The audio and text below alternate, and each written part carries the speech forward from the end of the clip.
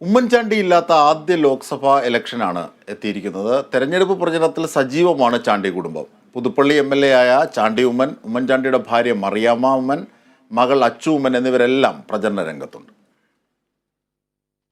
പത്തനംതിട്ടയിൽ UDF സ്ഥാനാർത്ഥി ആന്റോ ആന്റണിയുടെ പ്രചരണത്തിൽ ചാണ്ടി ഉമ്മനൊപ്പം അമ്മ മറിയാമ്മ ഉമ്മനും ഉണ്ടായിരുന്നു.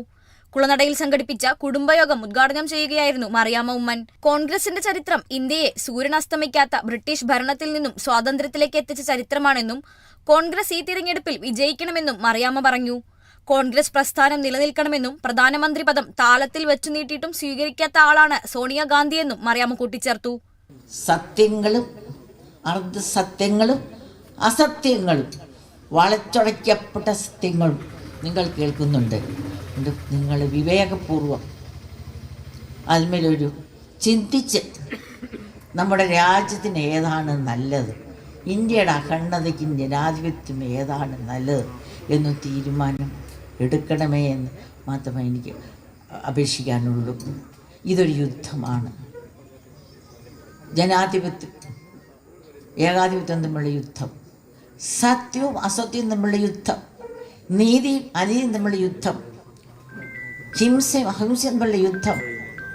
നീതി ന്യായ ധർമ്മം ജയിച്ചേ പറ്റൂ, അത് ജയിക്കുക തന്നെ ചെയ്യും. ഉമ്മൻചാണ്ടിയുടെ മക്കൾക്ക് കൊക്കിൽ ശ്വാസമുണ്ടെങ്കിൽ BJPയിൽ പോകാൻ കഴിയില്ലെന്നും അനിൽ ആന്റണിയോട് എതിർപ്പില്ലെന്നും മറിയാമ്മ ഉമ്മൻ ആവർത്തിച്ചു.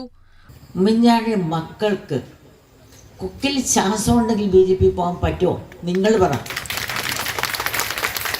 ഒരു ഫ്രാക്ഷൻ ഓഫ് എ സെക്കൻഡ് ആ കുഞ്ഞുങ്ങൾക്ക് അതിനെക്കുറിച്ച് ചിന്തിക്കാൻ പോലും പറ്റത്തില്ല. അനിൽ K. ആന്റണിക്കെതിരെ സംസാരിക്കുവാനല്ല താൻ എത്തിയത്. അനിൽ മകനെ പോലെയാണെന്നും അനിൽ ചേർന്ന പ്രസ്ഥാനത്തോട് മാത്രമാണ് എതിർപ്പെന്നും അവർ വ്യക്തമാക്കി.